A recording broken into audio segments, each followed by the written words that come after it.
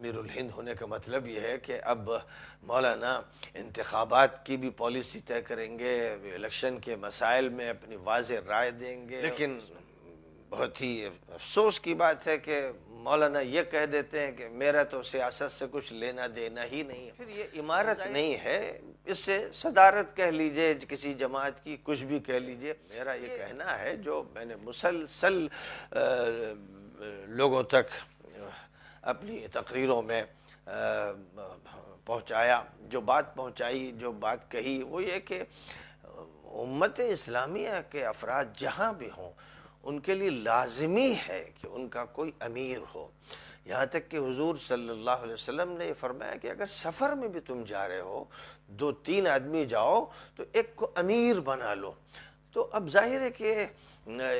جب اتنے اہتمام کے ساتھ یہ ذمہ داری سونپی گئی، تو جب ملکی مسائل ہوں، قومی مسائل ہوں، ملی مسائل ہوں، ان میں ہمارا امیر ہونا چاہیے۔ اب کوشش ہندوستان میں کی گئی تھی کہ ملت اسلامیہ کا امیر، 1920 میں یہ کوشش بڑے پیمانے پر ہوئی۔ حضرت شیخ الہند رحمۃ اللہ علیہ نے خاص طور پر پورا وزن اس میں ڈال دیا تھا، اور مولانا ابوالکلام آزاد رحمۃ اللہ علیہ کا نام اس حیثیت سے آیا تھا کہ وہ امیر الہند منتخب کر لیے جائیں، لیکن امت کا جو انتشار ہے اس نے اسے پورا نہ ہونے دیا۔ پھر اس کے بعد ایک وقت آیا 1984 میں،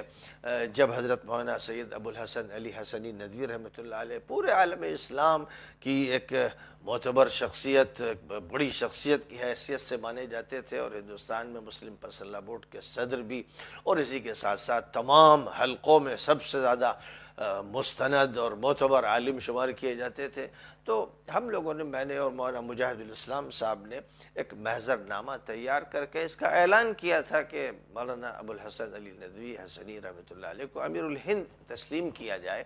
اور مسلم پرسنل لا بورڈ کا جو دائرہ صرف پسر اللہ کی حد تک ہے، جب وہ امیر الہند ہوں گے تو وہ دائرہ بڑا وسیع ہو جائے گا، اس میں تعلیمی اور تمدنی اور معاشی اور سیاسی سارے مسائل داخل ہو جائیں گے۔ لیکن افسوس کی بات یہ ہے کہ اس وقت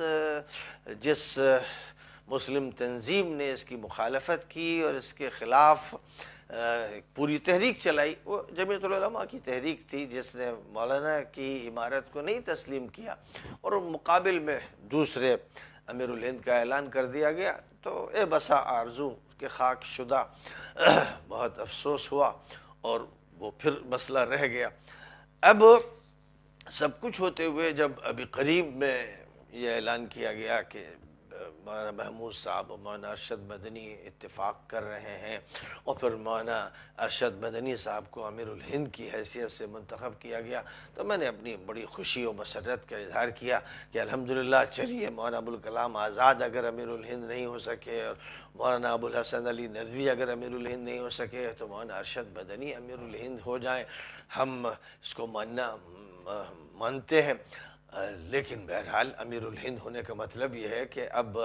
مولانا انتخابات کی بھی پالیسی طے کریں گے، الیکشن کے مسائل میں اپنی واضح رائے دیں گے، اور اس امت کے لیے ایک ایسی پارٹی کو بھی وجود عطا کریں گے جس کا ایک مرتبہ فیصلہ مولانا اسد صاحب رحمۃ اللہ علیہ کی حیات میں ہوا بھی تھا۔ اور اب یہ ہے کہ مسئلہ سیاسی ہو یا تمدنی ہو یا تعلیمی ہو یا معاشی مسئلہ ہو، ہر مسئلے میں امیر الہند دلچسپی لیں گے، اس کی فکر کریں گے، ہر شعبے کے افراد کو متعین کریں گے، اور اس کے بعد ملک میں ملت کی قیادت ہر محاذ پر کریں گے۔ لیکن بہت ہی افسوس کی بات ہے کہ مولانا یہ کہہ دیتے ہیں کہ میرا تو سیاست سے کچھ لینا دینا ہی نہیں ہے۔